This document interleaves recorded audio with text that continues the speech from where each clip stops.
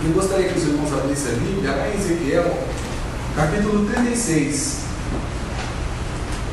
versículo 25.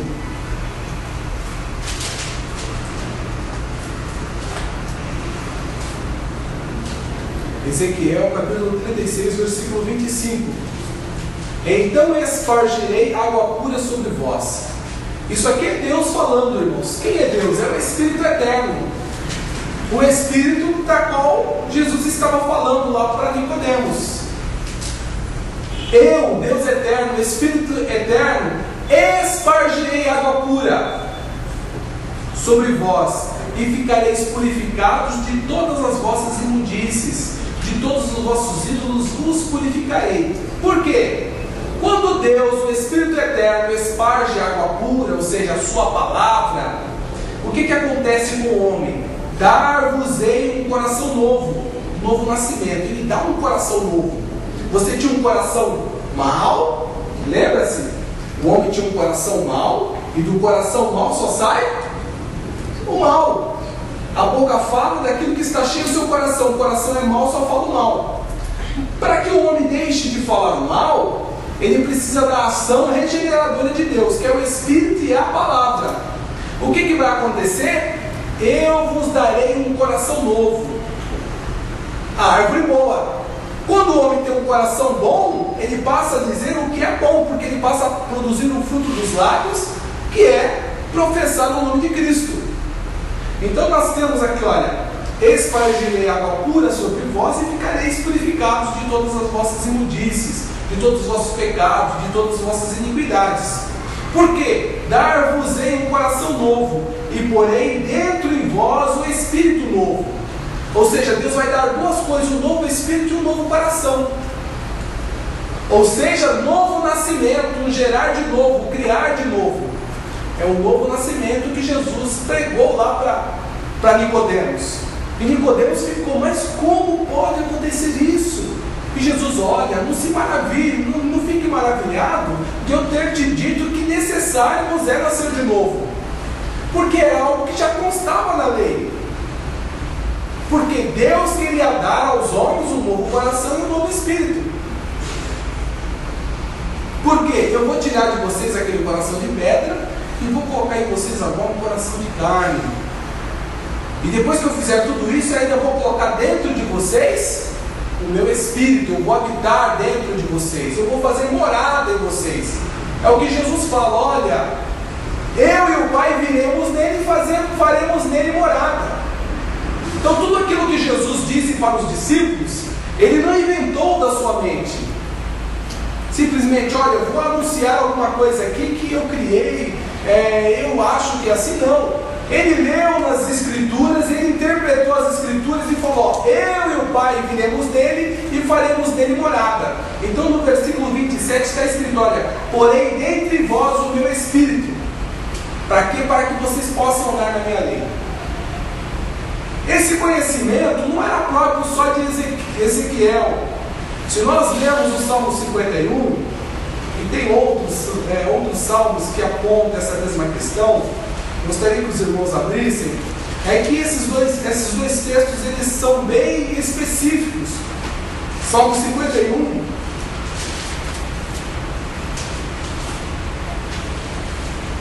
versículo 10 em diante. Cria em mim, ó Deus, um coração puro, e renova em mim um espírito reto. Olha, Deus, cria em mim. O verbo utilizado aqui é o verbo bara. Só Deus pode ser o sujeito deste verbo. Só Deus pode criar do nada aquilo que Ele deseja. Então Ele pede a Deus, cria em mim, ó Deus, um coração puro, ou seja, um coração novo. Dá-me um coração novo. E coloque em mim um espírito reto, um novo espírito. A mesma questão exposta por Ezequiel.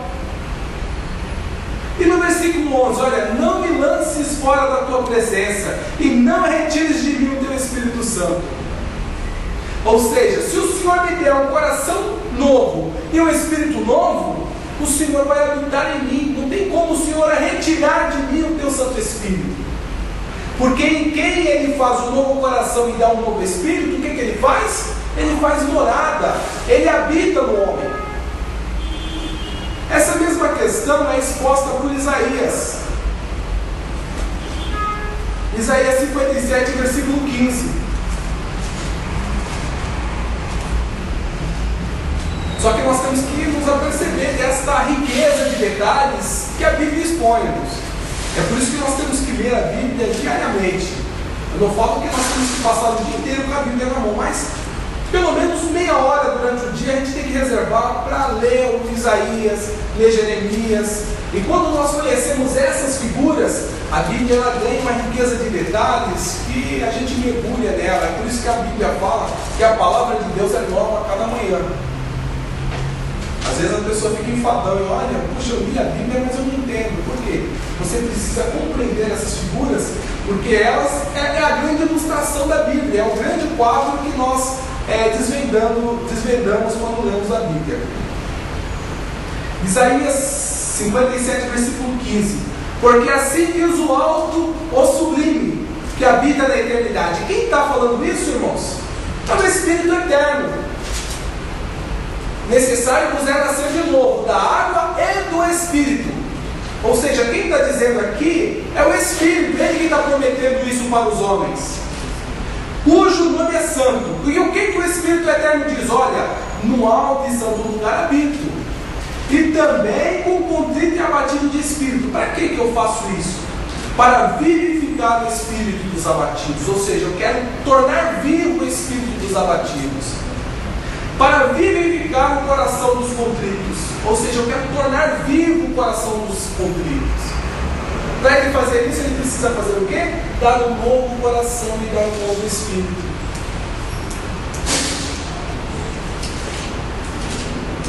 É por isso que no versículo 19 está escrito assim, olha, criando louvor nos lábios dos planteadores de Israel. O que Deus faz? Eu crio o fruto dos lábios. O que Ele vai criar nos lábios dos homens? O fruto. O fruto do justo é a árvore de vida.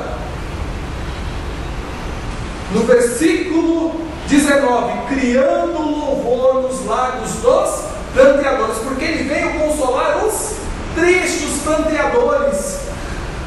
Quem são os planteadores? Aqueles que estão tristes diante da sua condição de pecado, e Ele planteia porque Ele precisa de alguém que o console. Vinde a mim, vós que estáis cansado e oprimido, e eu vos aliviarei. Então, dentro dessa questão, criando louvor nos lábios dos planteadores de Israel. Por quê? Paz, paz para os que estão longe e para os que estão perto, diz o Senhor, e eu os sararei. O que Deus faz? Ele cria o fruto dos lábios. Por quê? Quando Ele troca o coração, quando Ele troca o espírito da árvore, por meio da semente incorruptível, Ele cria o fruto bom. Por quê? Os fariseus, eles achavam que o fruto da árvore estava relacionado com o comportamento. Então eles queriam mudar o comportamento das pessoas, pensando que ia mudar a natureza da árvore. Mas isso não muda a natureza da árvore. Da mesma forma, Jesus fala, olha, vocês querem limpar o exterior do copo, vocês limpam o exterior do copo e do prato. Mas olha, o interior está cheio de rapina, de maldição. Por quê? Porque o coração ainda continua um coração enganoso, um coração gerado da semente incorruptível de Adão. Esse coração ele precisa ser trocado, é um novo coração. E o que Deus faz? Eu crio o fruto dos lábios.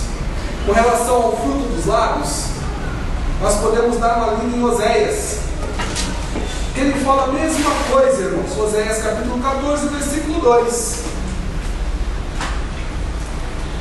Oséias capítulo 14, versículo 2. Tomai convosco palavras e voltai para o Senhor. Dizei-lhe, perdoa toda iniquidade e aceita-nos graciosamente.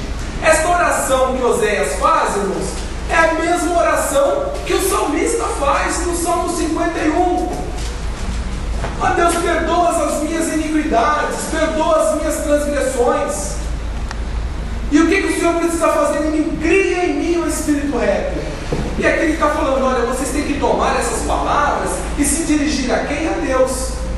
Dizei-me, perdoa toda iniquidade e aceita-nos graciosamente. Para quê? Para que ofereçamos como novilhos o sacrifício dos nossos lábios. Que sacrifício é esse que procede do lábio dos homens que aceitam a Cristo?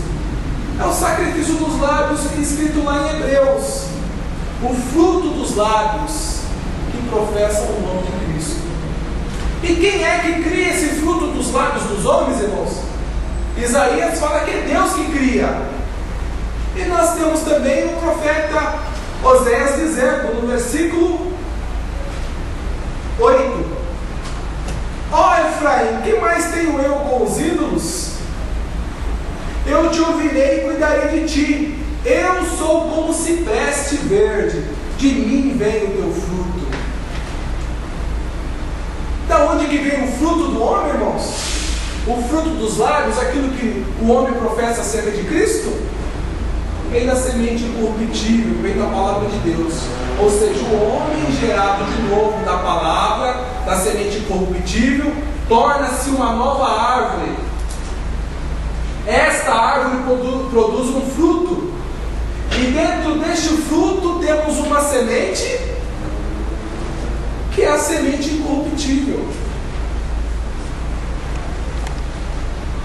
O ciclo se fecha. Nós temos a semente incorruptível, que é a palavra de Deus. Esta palavra gera um novo homem, que é a planta, a plantação do Senhor, árvores de justiça. Esta árvore de justiça vai produzir o fruto que Deus produz, que é o fruto dos lábios. Este fruto que o novo homem produz, ele deve conter a semente incorruptível, que é a semente, que é a palavra de Deus. Então todos que são participantes desta semente, ou seja, participante desse fruto, vai ter no seu coração a semente incorruptível. É por isso que em Provérbios está escrito que o fruto do justo é a árvore de vida. Quem comer o fruto do justo, ele vai ser participante da árvore da vida. Por quê? Porque a língua do justo é comparável a uma prata escolhida. A língua do justo é como se fosse a bandeja de prata, porque ela contém maçãs de ouro, contém um fruto precioso servido em salvas de prata, ou seja, servidos através da língua do justo. Estamos trabalhando com figuras. Quando o apóstolo Paulo anunciava o Evangelho, ele sabia dessas figuras. É por isso que ele anuncia o Evangelho de uma forma majestosa, gostosa, porque ele conhecia todas essas figuras. Quando Cristo falava ao povo, ele sabia o que significava o fruto, ele sabia o que era a árvore, ele sabia o que era a semente. Enquanto os fariseus, eles confundiam todas essas figuras. É por isso que nós, como cristãos, temos que compreender todas essas figuras, porque nós podemos pegar Mateus capítulo 5, Mateus capítulo 6, nós vamos passear dentro de todas as parábolas de Cristo, e isto vai ser vida para nós. Amém?